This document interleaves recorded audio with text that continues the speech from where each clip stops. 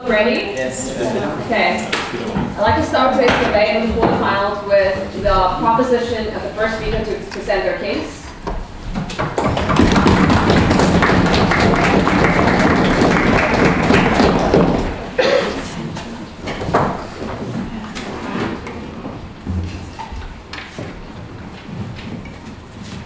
Children of developing countries, malnourished, poor, and in a community of violence. These are the people side proposition wants to help today.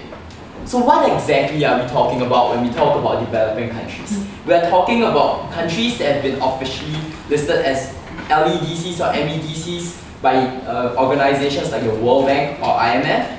We are talking about economies with going through industrializations, possibly also with subsistence farming. We are talking about communities inflicted with violence, with poverty, with people hoping of a better age. Ladies and gentlemen, on our policy today, side proposition will regulate child labour and ensure that benefits of a usual typical workforce are given to these children. Standard regulations apply as per in status quo. We will give them an industry standard wage. We will ensure their employers don't have physically abusive behavior toward these children. Sir. We will ensure that there's no thank you, sir. We will ensure that there's no violence or physical harm. We will give them the usual benefits, such as insurance coverage and ensuring that there's compensation for accidents. And of course, as in the status quo, we will not allow any sex workers to be present in our world today. So who's going to regulate our policy? We see organizations like the International Labour Organization, ILO, and other NGOs who will be willing to step up to meet this challenge. We see that while the current LEDCs may not have a proper governmental framework, there are still organizations who will be able to help us achieve our aim.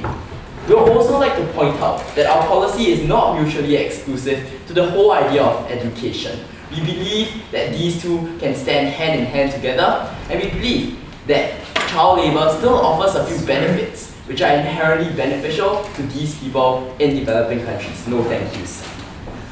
We are talking today about children who are between 12 and 21 years old in specific industries which suit their abilities. For example, a 13-year-old girl may go into this manufacturing industry to sew a few buttons, while a 20-year-old man may decide to assemble IT infrastructure. We believe that these specific details can be left in individual jurisdictions. So what is this debate going to be judged on today, ladies and gentlemen? We believe that on side opposition, they have to tell us that in every circumstance, developing countries should never use child labour.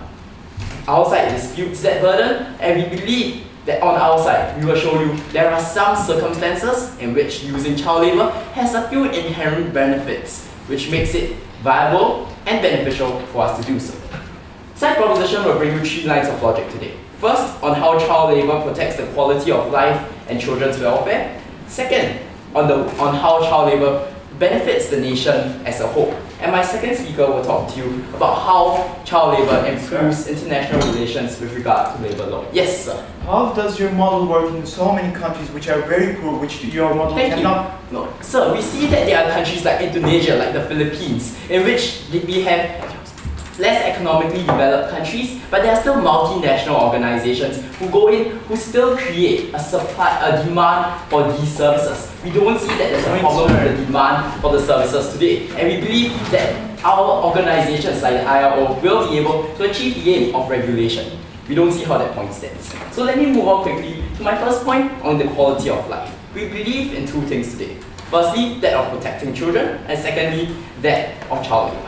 So firstly, on protecting children. It's important for us today to protect children because fundamentally these people are still minors. We need to uphold their quality of life.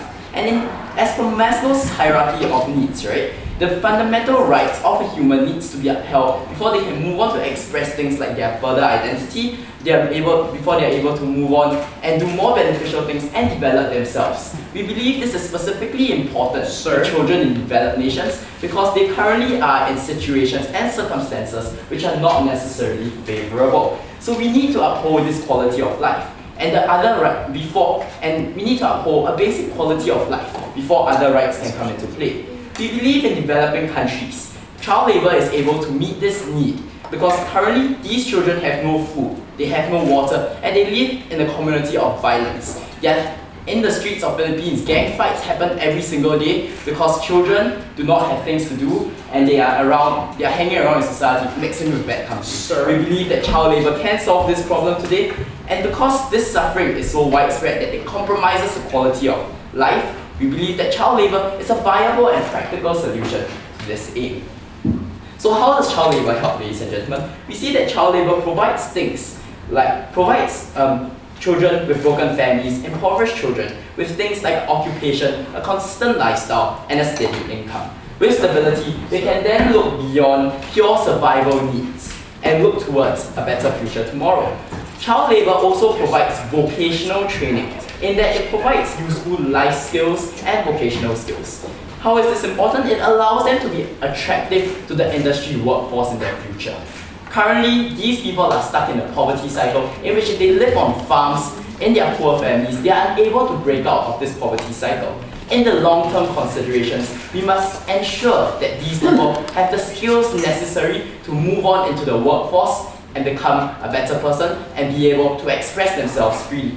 We give them skills of empowerment, and these skills will be able to help them in the future by breaking out of the poverty cycle. This especially is inherent to developing countries, as the nature of developing countries is such that people in the farms, people in the agricultural industry are inherently poor. On the whole, our policy of child labor benefits individuals, families, communities, and I'll move on now to prove to you why it also benefits the country as a whole. On my next point on the welfare of the nation. In developing nations, the demographic is such, there are many young people because of the fact that there's very few elderly due to things like sexually transmitted diseases, due to things like rampant poverty and malnourishment. So what does this show? It shows that these developing countries sometimes are unable to come out of their poverty cycles because there's not enough work there. There's not enough critical mass in the workforce to ensure that their economies are able to develop. Ladies and gentlemen, we see that child labor deals with this on 2 points. Firstly, that on the specialist workforce.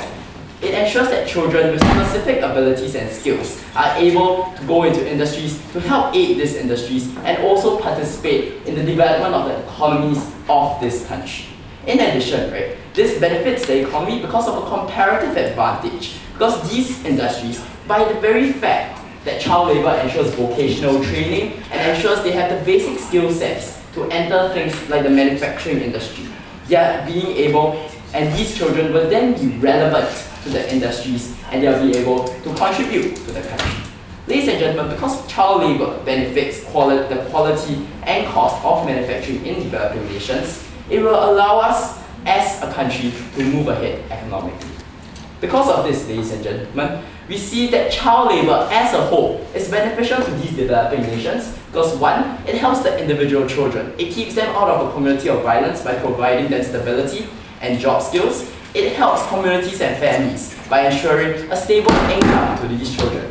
And it also helps nations as a whole to develop their economies. And for all these reasons, we believe that child labor is something developing nations would want to stand for. Thank you.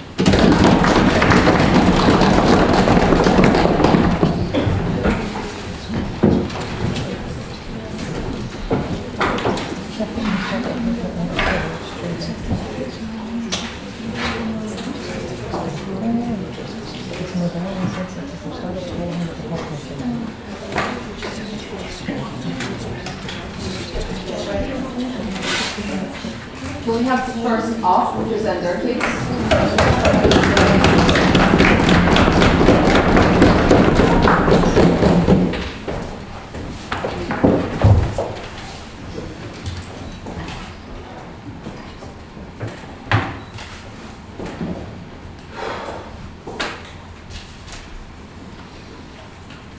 Madam Speaker, the proposition that has developed its role today. Today, they are saying that if we have practical benefits, and if we construct a case so that children will never be hurt, we're justified to do this. We, ladies and gentlemen, proposition didn't say anything about justification. We believe that is completely wrong. We believe that is tactically very wrong. And also, ladies and gentlemen, they enforced a policy that could have never been enforced in a third world country, ladies and gentlemen. They told you that these children will have the idea of safety, how they will have the insurance, how they will have the minimum wage. Ladies and gentlemen, if a country cannot even protect from, in the status quo, cannot even protect their children from working, ladies and gentlemen, I don't think there's any way that they'll be able to do this for the children. If these countries, third world countries that they were talking about, if they cannot provide these for their adults, there's no way that they'll be able to do that. We believe that the proposition is actually preposterous. We believe that they're living in a dream world. We believe if they were to be true, if they were to enforce their policy, well, ladies and gentlemen, we wouldn't need child labor. We wouldn't be living in third world countries. Ladies and gentlemen, they talk about how it is not mutually exclusive from education. Well, ladies and gentlemen, are you aware of the fact that these children are menial workers? Are you aware of the fact that these children work 16 hours in the factory? And these children will never be qualified workers because they have no qualification, ladies and gentlemen. So, if you are having them work for 4 hours, then go to school, ladies and gentlemen, we believe preposterous. We believe, ladies and gentlemen, the proposition should be a bit bolder, ladies and gentlemen. That there is an issue about how, in every circumstance when there's these, ladies and gentlemen. First of all, the proposition failed one thing. They failed to say that, well, actually, how they have to say, well, when something is justified, ladies and gentlemen. I can bomb Afghanistan, I will end all terrorism, but is it justified, ladies and gentlemen? What information, sir? I'll take it in a minute, sir. And more important, ladies and gentlemen, the fact that, well, they have to prove that. Go. Sir, prove to us that child labor doesn't work when Cambodia has a policy where 42% of its children are able to participate in industries. Could you repeat again?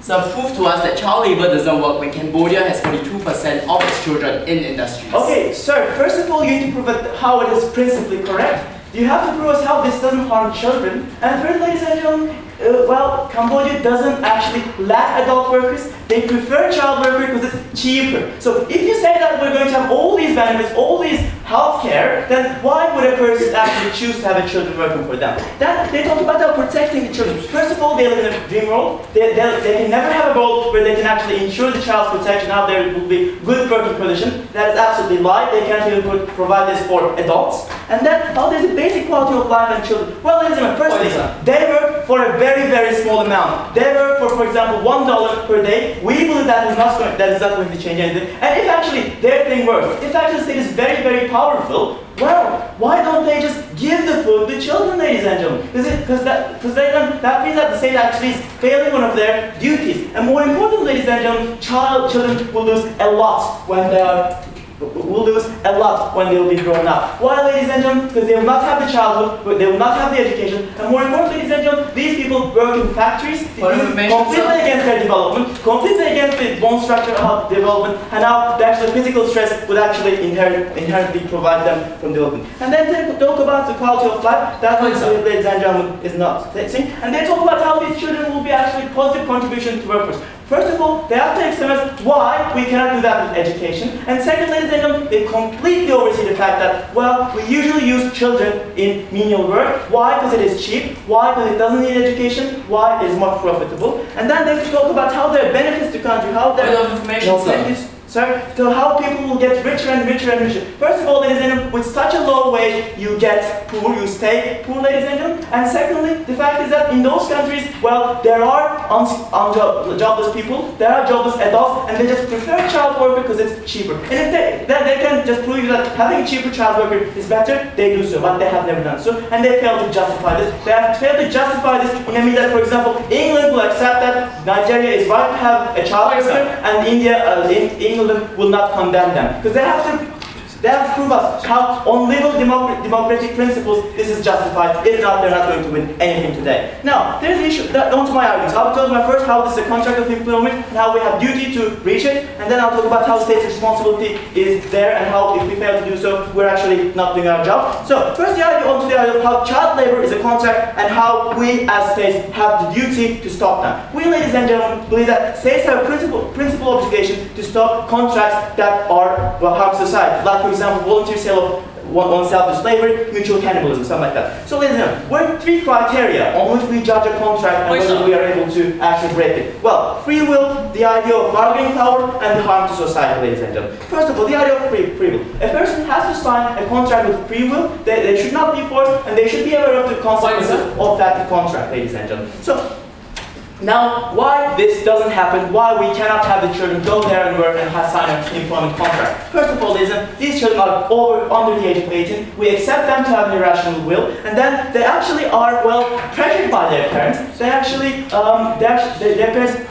force them to do so, in many cases because they're lazy, in many cases because it's easy money. And then there's the idea of how the children cannot see that they will be harmed in the future just because they'll be able to get a few measly dollars in terms of child labor. We believe, ladies and gentlemen, that is not clear, concise will. We believe, ladies and gentlemen, states have no reason to accept this as a plausible thing. So then there's the issue of bargaining power, ladies and gentlemen. We believe that children bargaining with conglomerates of factories, children going against, for example, Nike is not principally correct. If these children are pressured by their parents and they cannot change the terms of their contract, these children cannot, for example, go and strike for better conditions. These children cannot effect any change. These children are children and they will be treated as children, ladies and gentlemen. And that's why, ladies and gentlemen, in that contract, children will never be able to do so. And then there's more important harm to society, ladies and gentlemen. We cannot condone any contract that harms society, that has a moral hazard. Well, ladies and gentlemen, what are the harms? First of all, the harm principle is that when you do this, you're actually putting children all around your country under the stress of actually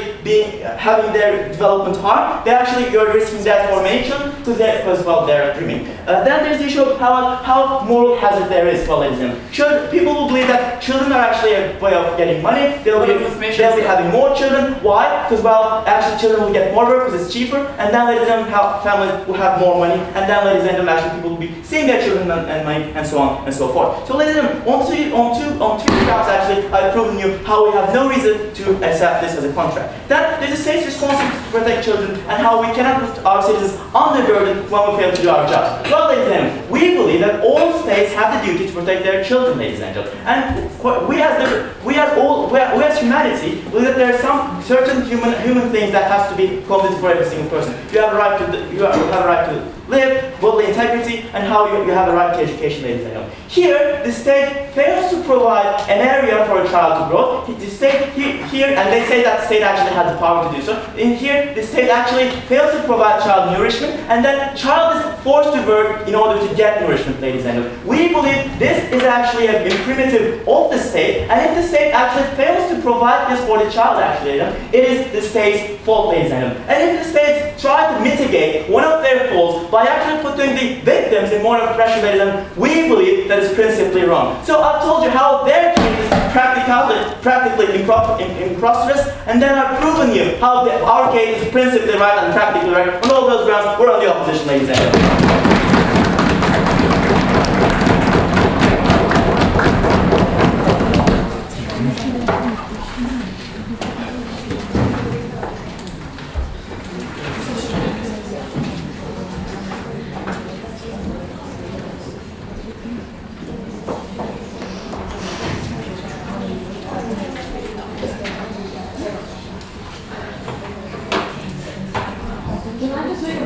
That when they're debating, not to ban when you support or dissupport what they're saying, because it's quite irritating and it's quite annoying for adjudicators to be listening to what's going on. I appreciate that you're here and you're supporting, but not with the banging. Yeah, not your head or something. Yeah, just give them a smile or whatever. Okay? Thank you. Can we have the second prop continue their case, please?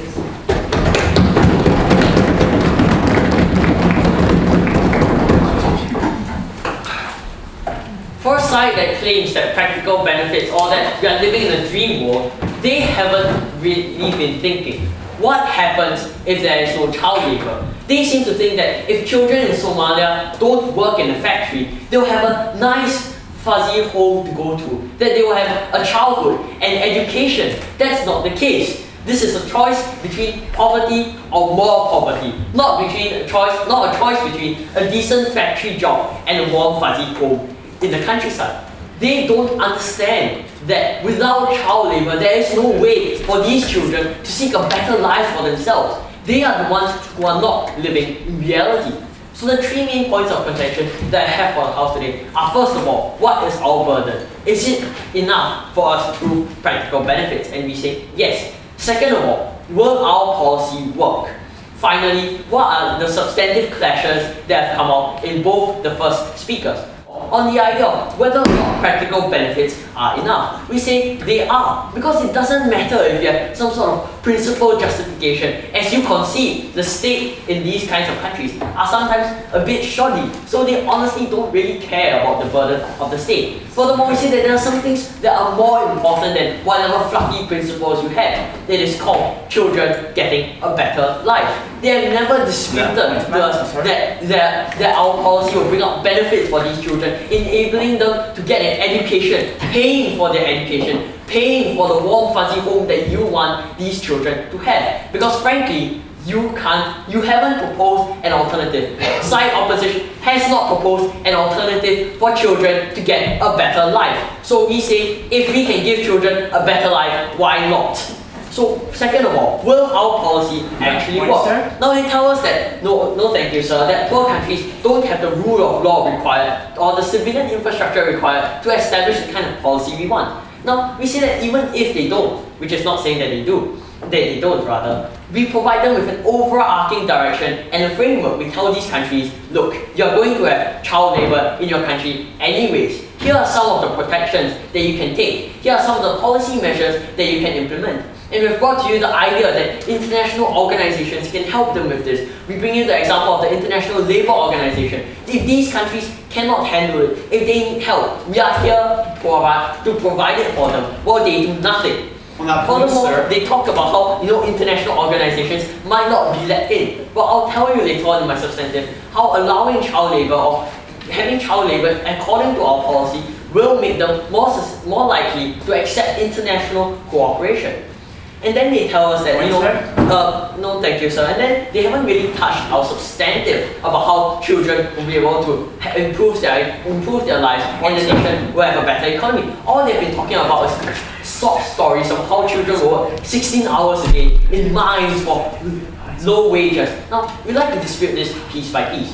What are the kind of industries that people are likely to employ children in? Obviously, you don't send a 12-year-old into a mine for back-breaking work. You send a 12-year-old to a clothes factory when he can do more meaningful things, useful things like sewing clothes, things that are suited to children. So obviously, companies won't do crazy things like making 6-year-olds mine diamonds or mine coal. They'll do rational things like getting those people to work in clothes shops. So the kinds of jobs that they have are not really the horrible kinds that side opposition would like us to believe in. Second of all, the idea of 16 hours a day. Now, I've already told you that our policy solves this by allowing and allocating and limiting the work hours that children can get, just as you would for adults. Finally, they tell us that, you know what, the wages that are going to be paid to these children are so low, they don't even matter. And here, I'd like to bring you an alternative, right? So instead of having a stable job with a stable income that allows them to fulfill their more higher order needs, as my first speaker has told you, they would have the children not have jobs at all. What are their alternatives if they don't have a job? It means they can either join a gang and start shooting people, or they laze around at home. They don't really have anything else to do but to go and work. Education is not an option because they simply don't have the money for it. And then they tell us the idea that the state has a contractual obligation to these kids to protect them. Well, I've already told you that this protection is meaningless if the alternative, if in protecting them, all you're leaving them open to is a life without any education, a life without vocational skills, as my first speaker has talked to you about, and a life without the ability to improve themselves. Right, that point, sir. No, thank you, sir. And I also like to bring up the point that they haven't disputed any of the economic advantages that my first speaker has brought up to you in expanding the labor pool in order to bring down costs. And we say that this is not necessarily a bad thing. And the fact that there are still jobless adults doesn't mean we shouldn't expand the labor force to allow for more industry, to allow for a more competitive country. So on that grounds, they haven't dealt with our substantives other than to say our policy doesn't work, which it does. And their whole principle doesn't really matter if they leave children to die. So moving to my substantive about how this allowing child labor in developing countries will foster international cooperation. Currently, we see that there is a double standard in terms of child labor. Developed countries used it in order to advance. We give you the example of America in the 1800s. Girls who might be considered children in today's society by our definition, were contributing to the economy of the nation by working in cotton mills. developed countries use child labor. Right, sir. And what happens for the moment, sir, when developed countries tell developing countries, we use it, but you know what? You can't have child labor, is that there is dissent. Wouldn't you agree?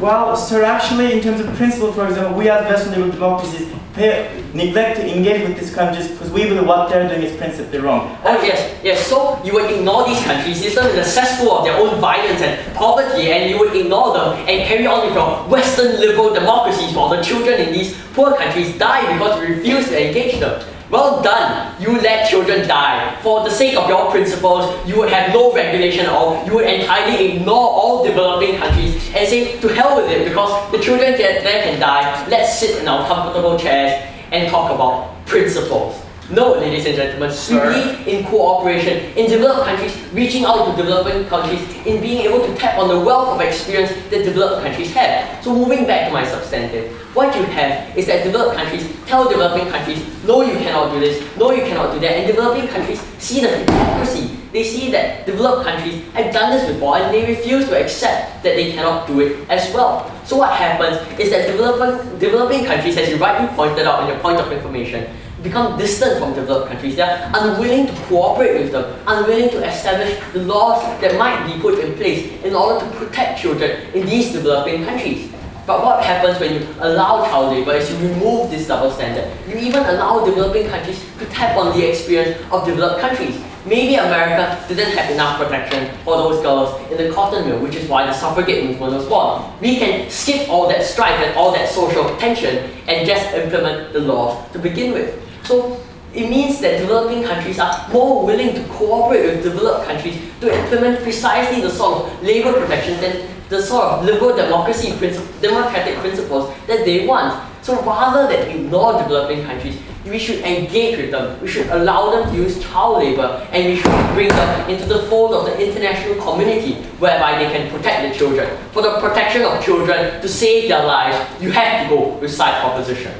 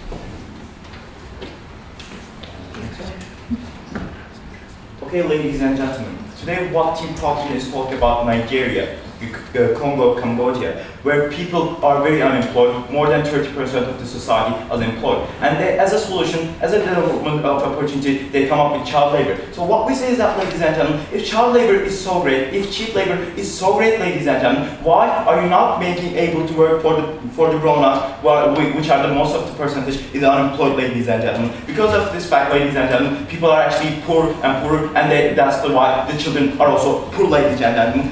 When we think it's a vicious cycle in the society. But more importantly, they come up with a model where it's impossible. We think that there's a major contradiction on side proposition, ladies and gentlemen. Team Singapore is lying to you. They're saying that in such countries like Nigeria, people are swimming in poverty. There's so much poverty so that people are very hungry. And they say that, ladies and gentlemen, they're actually able to come up with a model where they have a very huge education, where lots of wages for the people, and there's a healthcare and welfare for those people. So we think that, ladies and gentlemen, if this situation is likely, We think there is a contradiction. This model cannot work if the society is that much poor, ladies and gentlemen. In this society, we see that Nigeria is failing, we see that Cambodia is failing, we see that Congo is failing also. So this model is not able to be achieved under any kind of development, ladies and gentlemen. And now let's get what they have said. So firstly, they said that if I have practical gains, then I cannot undermine principality. And they said this is a choice or a virtue. We told you that, ladies and gentlemen, in our principal arguments that this is not a choice that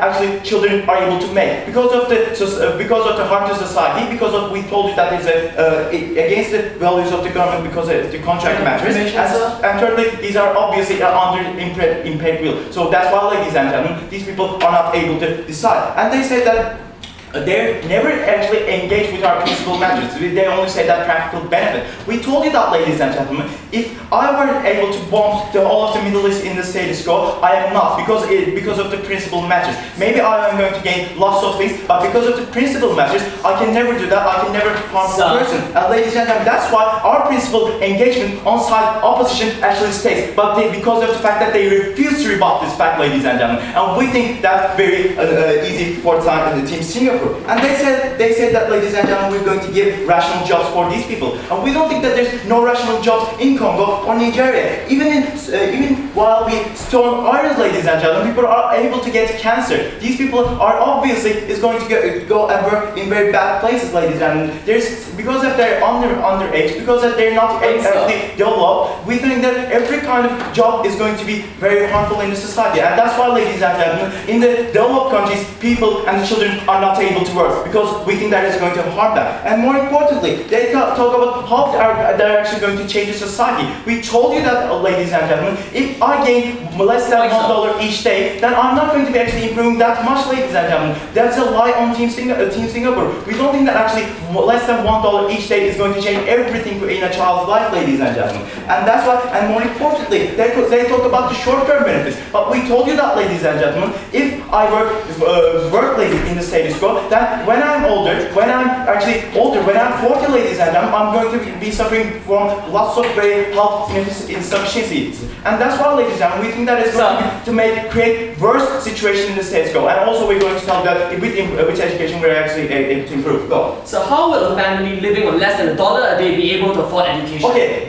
we told you that, ladies and gentlemen, in the most of the societies, obviously this education is actually provided by the government. But more importantly, ladies and gentlemen, we told you that if the grown-ups are able to work, ladies and gentlemen, then these children are actually able to sustain for their society and their children. And now let me go my substantiation. I'm going to tell you just one argument today. I'm going to tell you that it is contradictory to its aims. Okay, they're talking about development, right? Their aim is development, but we don't define development as economic development. We think that in order for you to develop in the status quo, you need 4 things. Firstly, you need education to improve, to be more qualified. Secondly, you need improvement in the social life so that you can be happier. Thirdly, you need a wider sense of vision. And fourthly, ladies and gentlemen, you have to earn more money than you were earning before. And we think that, ladies and gentlemen, what Team Singapore is doing is a vicious cycle, ladies and gentlemen. Because they're saying that in the status quo, the children are going to work and they're going to earn less than $1 each day, and they're not going to earn more. Why, ladies and gentlemen? Because they don't have any education, they're not qualified, they don't have the proper tools to actually fight against the poverty, fight against the challenges that they serve, ladies and gentlemen. And that's why, ladies and gentlemen, these people are not going to be able to improve. These people are not going to be able to work in better places, and that's why these people are not going to be earning more than they used to. These people are going to be sticking up with the $1 each day profit for the rest of their lives. And if the situation goes on like this, then the parent, when this children is actually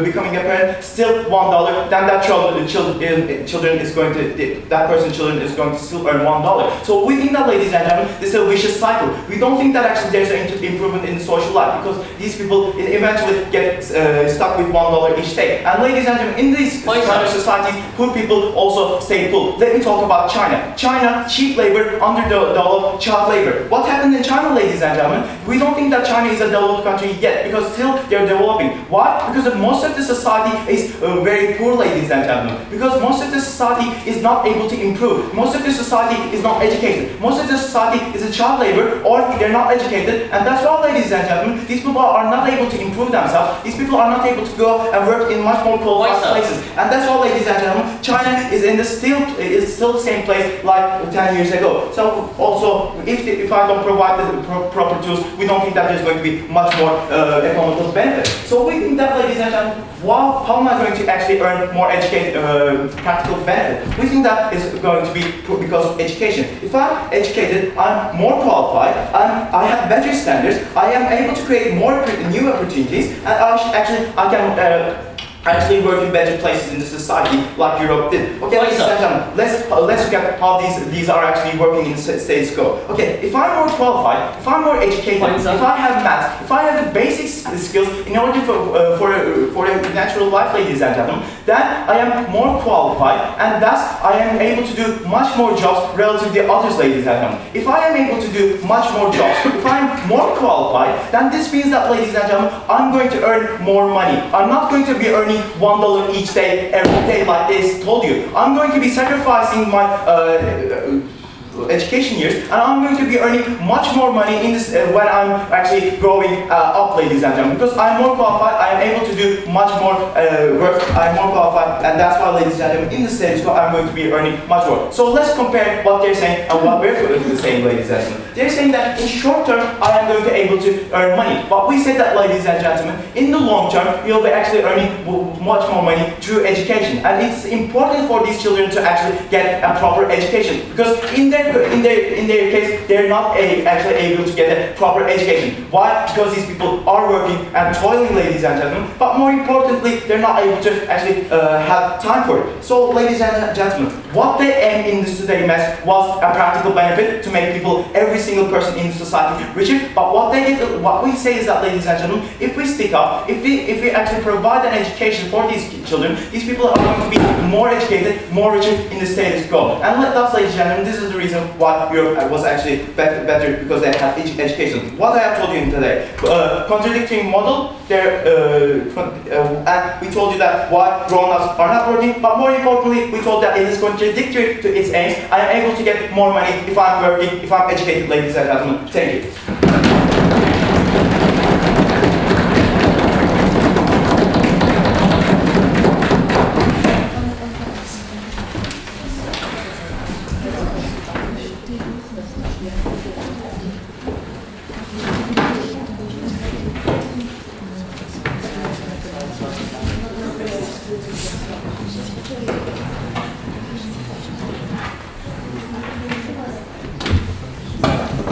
Can we have the third proposition conclude your case?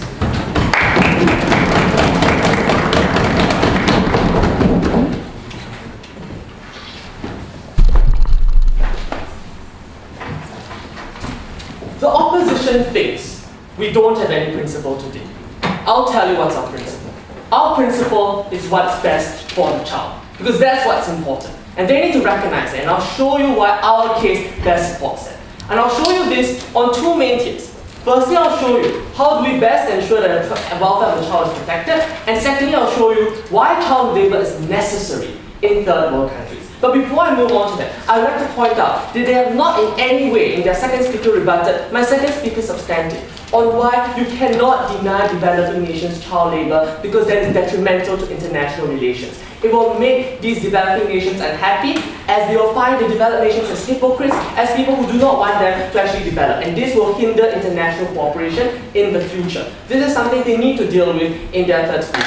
But let's now move on to the main questions, the two areas that we basically highlighted. So firstly, how do we best ensure the child's welfare? Now under this, I think both sides have some sort of agreement that what's best for the child is basically what gives him the best quality of life. And under this, we basically have two models. Under their model, they want to leave it entirely to the government. They want the government to provide food, water, shelter, education. Well, wake up. If the government is able to do that, no thank you, sir, then, ladies and gentlemen, they would have done that already. Then they wouldn't be considered developing countries. And ultimately, we think that it's too expensive, no thank you, sir, for the government to provide for all these poor children out there. And so we think it's fundamentally impossible. No thank you, sir. And it's a fundamental contradiction in that case, because, well, they seem to think that the government can provide for all these basic necessities, but somehow cannot provide a strong rule of law to implement our policy. So we think on that side it falls. But more importantly, we tell you this, that just because the government provides everything doesn't mean it's inherently good for the child, because it makes the child dependent on the government. And this is not good. No, thank you, sir. Because ultimately, we think each individual wants to be independent. They want to be able to support themselves. They don't want to be sustained by something that can be cut off at any point of time when the government feels like it. So we think their model inherently doesn't work. Now let's look at our model. How does our model help it? No, thank you, sir. Now, our model is basically this. It's a regulated labor industry. Now, they seem to quibble on this idea of regulation. They say it's impossible to regulate in our model. We think it's cheaper to regulate than it is to provide for every child, as I said earlier. But more importantly, if we can't regulate, there are many organizations that are willing to regulate for us. Like organizations such as the International Labour Organization, who have an incentive to ensure that global labour standards are increasing. So we think they've not really dealt with this on how our policy can actually be effective. No, thank you, sir. But now, I'm going to deal with the three main hits they've had on our policy, on our substantive, and how basically it's bad for child's welfare. The first hit they have now is on how it hinders physical development. We think that, again, with regulation this will not happen, but even if we don't have regulation, we think it's in the incentive of companies to basically hire children who are able to best perform the work. And that means that they will not hire, no thank you, so they will not hire a child to work in the mines knowing that this child will break his back and not be able to work in the long term. So ultimately we think that companies have an incentive to ensure that physically the child is not handicapped by the work that he actually goes under. Secondly, they say our side doesn't help the child because their children are forced by their parents to basically do the work. Is this really the case? No, thank you, sir. Ultimately, we think most parents are rational beings. They don't want their children harmed. They don't want their children to come under any form of stress. But in the circumstance that they're in, their only option is to send their child to work because otherwise they won't be able to feed and sustain the family. So we think it is not as bad as they point out. It's not because parents are lazy, but because there's a real need for the child to actually go to work. The last main hit they've had on our substantive is to say, well, you see, children when they work, they'll actually work for very, very low wages, and so they'll not be able to help them at all. No, thank you, sir. We think we've already dealt with this in our policy when we talked about the minimum wage implementation. They've not really dealt with that. And more importantly, we think that it's still better than nothing. It's better than, in fact, having to spend money on education without any returns. And I'll move on to that later on when I talk about my second point. Why is it really necessary to have child labour?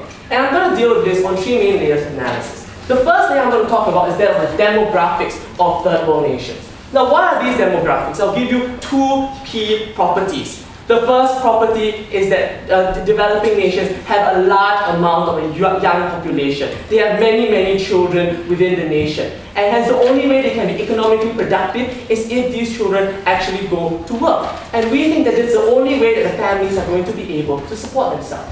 The second key demographic which they've neglected is this, that most of these families in third world nations are headed by children in the first place. We give you the example of Nigeria, where 30% of households are headed by children. Why? Because most of the adults have already been struck by AIDS and have already passed on. And so we think that for these households, if you do not allow child labour, these households will not be able to sustain and afford a living. Won't you agree, sir? While we have joblessness in Nigeria, adults don't work but child will work. They do it because it is cheaper for the companies to have the child work because they cannot negotiate with those companies. Yes, sir. They can do whatever. Yes, sir. Firstly, I already talked about wage earlier, but I'm going to show you later. Why is it that if it's cheaper for companies, it's actually a good thing for the country? I'll move on to that in my further layer of analysis. But anyway, so let me move on to my second point of why it's actually necessary. We think secondly it's necessary because it provides the population a form of training. And I'm going to show you why it's two forms of training. Firstly, it allows this young population to actually be educated. No thank you, sir, contrary to what they think. Because we think education is expensive. Then the only way you're going to be able to pay for your education is if you actually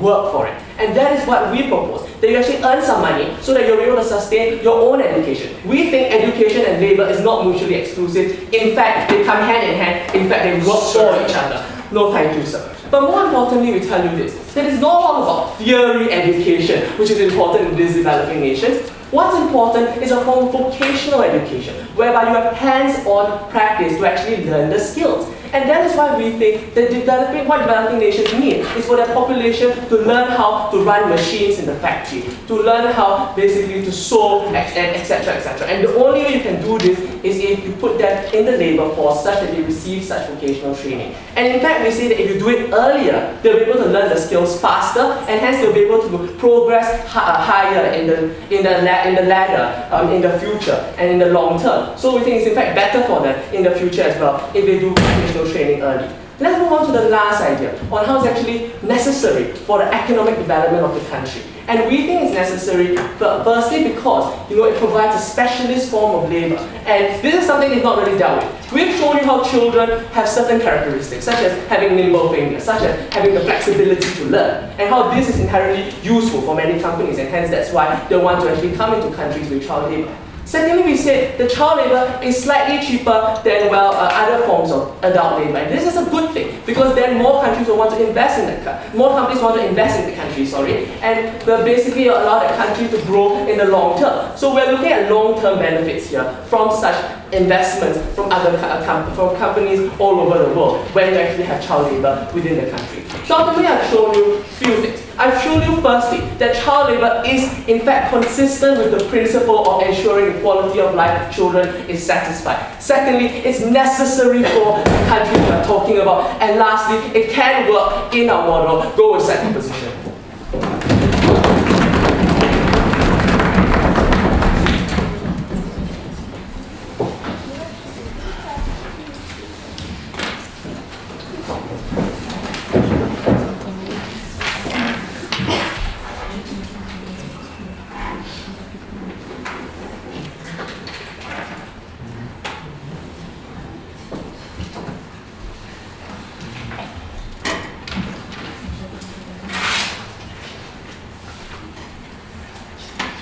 Third opposition conclude your case.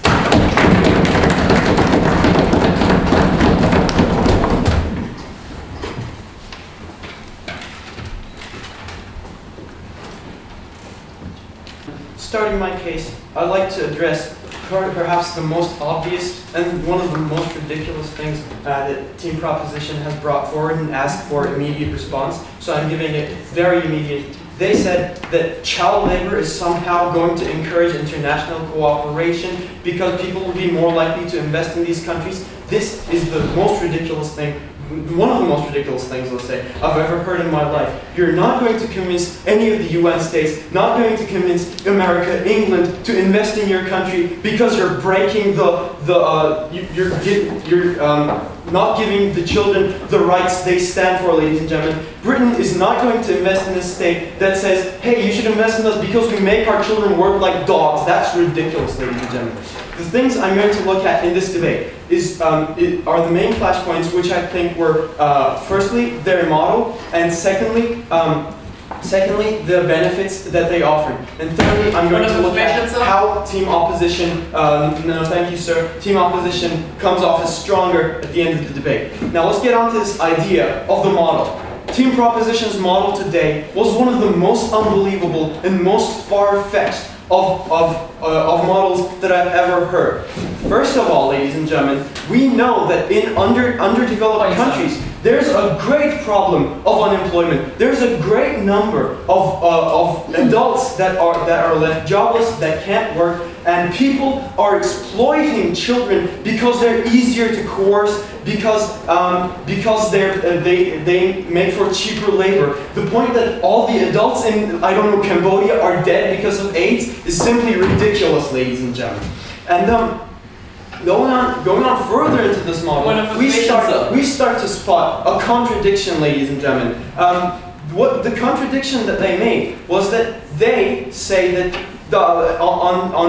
countries, underdeveloped countries where we need this, people die on like gang fights on the street. The state can't provide street safety, and yet they're supposed to provide safe working conditions in factories. They're supposed to provide, I don't know, like fair pay. I demand Team Proposition to answer this about the ridiculousness of their model, ladies and gentlemen. Go ahead, sir. Then tell me how is the state going to provide for food, water, and shelter for all its citizens, as you point out? Okay, the first thing is, What have my first and second speakers told you? The state is not going to provide a good standard of living for these children anyway. They told you that these children receive less than $1 per day, ladies and gentlemen. The state is not going isn't able at all to provide these children with a higher standard of life, except through what we have proposed, except through these children gaining some skills through education, ladies and gentlemen. And however, going yet further into their model, we see that they asserted that we were doing nothing for these children. Well, we don't have the far-fetched model. They are right, ladies and gentlemen. We just say that people should go to school. Village school, dirt cheap school that was like funded by like $5 or something. It is better, ladies and gentlemen, because a child in there learns basic math. A child learns literacy, ladies and gentlemen, and those are the real skills a child is supposed to gain for any kind of advancement, not screwing tops on, I don't know, like toothpaste tubes. That is the expertise that Team Proposition is offering children today, ladies and gentlemen. And this brings me to my second flashpoint: practical benefit, ladies and gentlemen. What are the benefits that they have? What are the benefits that they have proposed? Why we come up as stronger on the issues? Now I'm going to look at 3 things in the issue of practical benefit right after this point. Yes. How will households headed by children be able to afford a living in your case?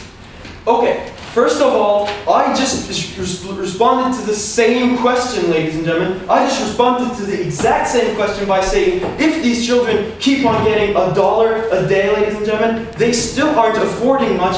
We say that children shouldn't be exploited. We think more adults should be working. And secondly, we said for advancement, there needs to be education. And that is how a household is going to make itself prosper, ladies and gentlemen. You obviously haven't heard my response to the first question. Okay, going on to this idea of practical benefit. The first issue, they said that they would generate more quality of life for children, ladies and gentlemen. I'm going to look at this in 3 points of rebuttal. 1, the income they gain. 2, the dangers related to their line of work. And 3, the vicious cycle they're left in. 1, income, ladies and gentlemen. We all know that the income they get is very small, as outlined by both of my speakers. It's less than $1 a day. It provides a very short-term, very inadequate gain, and these children are left with no future after they're 25 years old because they have no further use in any kind of large-scale manufacturing, ladies and gentlemen. It's definitely not enough to advance themselves or their families in any class of society. Definitely not enough to provide sustenance, ladies and gentlemen. Second point, well, what they said was most of the deaths that the children suffered in these lines of work were deaths related to like accidents. Someone broke a foot or something. Well, what happens is not that. We see that almost all of the jobs where children are exploited, the work is inherently dangerous. There are deaths related to heavy machinery. There's an accumulated potential for health issues, such as we see in like blue gene factories, where it actually leads to cancer because you're inhaling microparticles from the genes, ladies and gentlemen. We also do say that you're forcing these children into an accident-prone environment. We're also saying even if there are no accidents, these children are in inhuman conditions.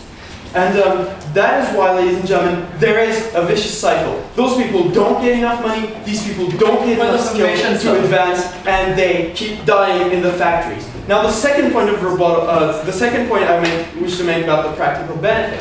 Team Proposition said that working children in factories is going to bring them skills, and those skills are going to make the country become better in some way. Well, this is also very ridiculous, ladies and gentlemen, because what does a child learn when he's working in a factory? He's an unskilled worker, ladies and gentlemen. An unskilled worker does not get any job expertise. His job consists of repetitive motion, ladies and gentlemen. The job expertise idea just doesn't stand.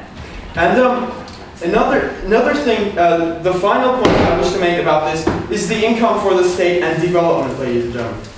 Well, firstly, ladies and gentlemen, Team Proposition said that the children should support the state, not vice versa. That is going to make them dependent on the state. Well, they have no analysis on why the children should be independent of the state because they're children, ladies and gentlemen. Team Proposition would rather give them a Disney lesson on freedom and also force them to suffer in these environments. This, we think, is morally wrong. And what happens if you try to bring more income to the state and cause more development? Well, what have we proven you, ladies and gentlemen? One, my second speaker and my first speaker both told you that development doesn't happen without education. There are lots of people in China whereas China is a very rich country in terms of capital, are uneducated, have been consistently in the bottom rung of all of the systems, ladies and gentlemen. We see that development doesn't happen without education simply.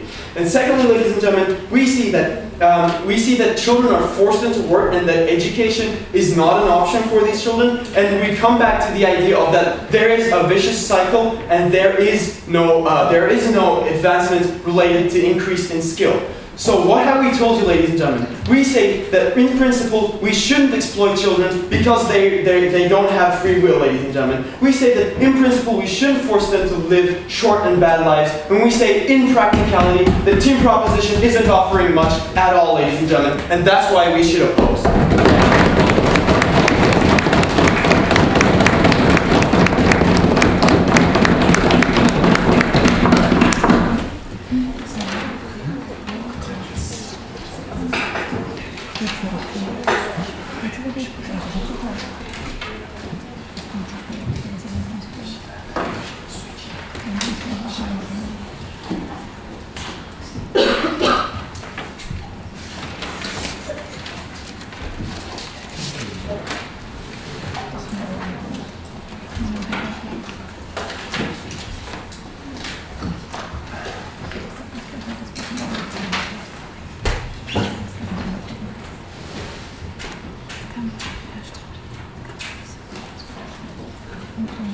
Can we have the reply speech turned off, please?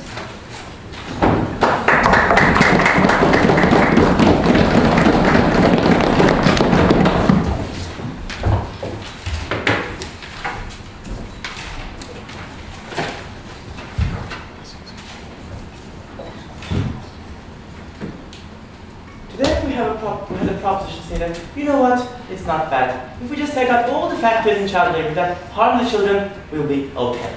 First of all, ladies and gentlemen, that is preposterous.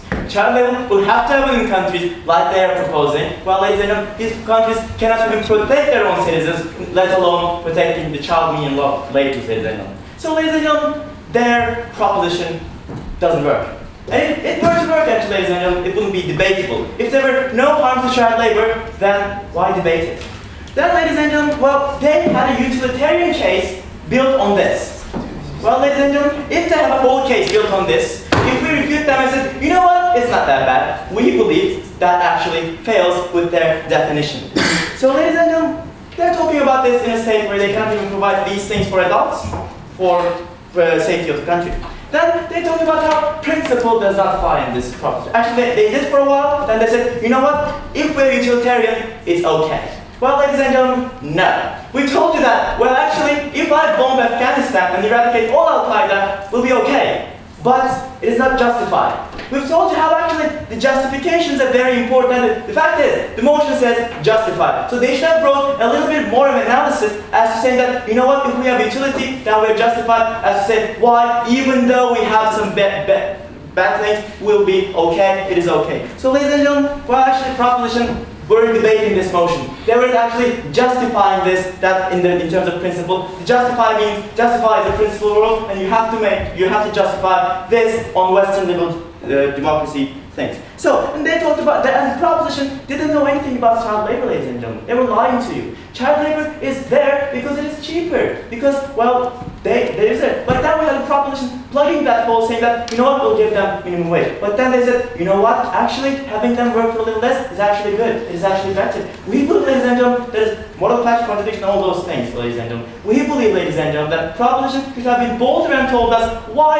actually harming them and gaining something in terms of international and country-wise is good. But that in terms of principle, they didn't respond to any of our analysis why it is a contrary and we should ban it, and how we fail our responsibility and should not blame children for that. Then there is the idea of benefit to children. First of all, their all ideas are based on their case, that is too soft. And now, ladies and gentlemen, first of all, secondly, Marx had a whole analysis as to why we need to educate these children, how we cannot educate these children under even their model, and why we need to do this for practical benefits, ladies and gentlemen. On those grounds, ladies and gentlemen, we have actually proven you how them having a proper education, even if it's in shackles, we actually have to do this. Why it is actually more beneficial, more utilitarian, as they say. And then, ladies and gentlemen, they have these all ideas of how children will be developing, how they will be having it. But that is all based on their preposterous definition, their preposterous model. Why? Because they told us how they'll be giving them minimum wage, they'll be giving them health benefits, they'll be not having them doing hard labor. We will, ladies and gentlemen, that is just dreaming. But even so, Marx has proven you, Shafak has proven you, and I have proven you, how actually working at such a young age, how actually not receiving education destroys a child's future, how it actually harms them in the long term, and how we don't have the principal thing to do that. So, ladies and gentlemen, so what this debate falls into? This debate falls into the fact that proposition was dreaming, proposition had a dreamland that contradicted their case. This falls into proposition failing and actually refusing to refute our principal analysis and actually having a proper and substantiated principal analysis. This debate is about proposition don't knowing what the child labor is, and this debate is about how proposition cannot benefit the child. And ladies and gentlemen, we don't need to provide you how this will solve the child's problems, ladies and gentlemen. We've shown you how this harms children, ladies and gentlemen. Even if we don't harm children, and we're actually showing benefit, if we don't harm children, ladies and gentlemen, that is still better than our proposition I proposed. And all those grounds, we're on the opposition.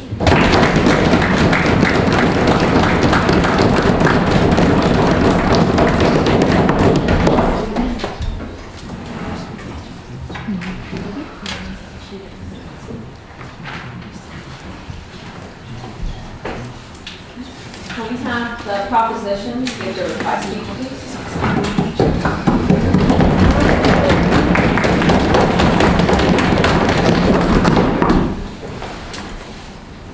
Imagine I am a child in a developing country. This is my day in the world of side opposition. I hate my household, and for the sake of upholding the imposed principles of Western liberal democracies, my government doesn't allow me to work. My parents have long ago died of AIDS. I need money to support myself. I need money to support my siblings. So I rob and steal. I would go to school if I could, but the government promised me education, and they have no money to give me education because, like side opposition said, the state is dysfunctional. I cannot get educated, I cannot work, my vocation is to steal and to rob. And my government is unwilling to cooperate with the international community to establish some semblance of international labor laws or labor laws that are good. So when I become an adult, I have no job. That is the world of side opposition. And I have no future. I have no future, no warm fuzzy future they speak of, because I starve or get killed by the time I am 40. Then we step into the world of side proposition. Here, my country doesn't feel the imposition of Western liberal values. They cooperate with the International Labour Organization. I work in a sewing factory. I don't just get $1 a day or less. I get an industrial average. My conditions are humane because there have been established rules in cooperation with the International Labour Organization. My employers also don't want to kill me so that they actually have a worker, a cheap worker, a worker who has nimble fingers, who can do the job maybe better than some adults can. In my free time, I can actually afford education. I can pay for education by myself. I don't need to rely on the fickle promises of my government that they don't tend to keep. In fact, I might even pick up some vocational skills along the way, something that they only disputed in third opposition. So, at the end of the debate, what has it come down to? What exactly is the principle that both sides have stood for? We all stand for the principle of welfare. They talk about the government's duty of care, how the government must provide for the children. Well, they confess and they admit and they concede that the government is useless. The government cannot provide the education that they want. They haven't proposed an alternative. What should children do in developing countries if they don't work? If they cannot afford education, if they don't even have $5 to go to the village school? They don't have any money. They don't even have that $1 or that industrial wage that we give them on side proposition. They don't have anything. And that's what side opposition gives to you. Nothing at all. Under the banner of Western liberal principles that they would like to impose on countries like Thailand and Cambodia. Not the whole world is a Western liberal democracy. Not the whole world is like Britain, with its high rises and with its high standard of living for everybody, with its generous welfare state that can provide for everybody and every child. Not every country is like that. And that's their fundamental contradiction. They say that our state is worthless. We cannot give child laborers anything. And then they say their state is fantastic and it can give them education. Which is it? They seem to have settled on a useless state. So in the end, we all want the child to have a better life. This is the principle that we both stand for. We are the side that gives countries the right direction to head towards, with international cooperation and some semblance of standards. They are the side that gives a child nothing at all. They will have children starve, they will have children rob, they will have children steal. They cannot fulfill their own promises of education. There is no way out for side opposition.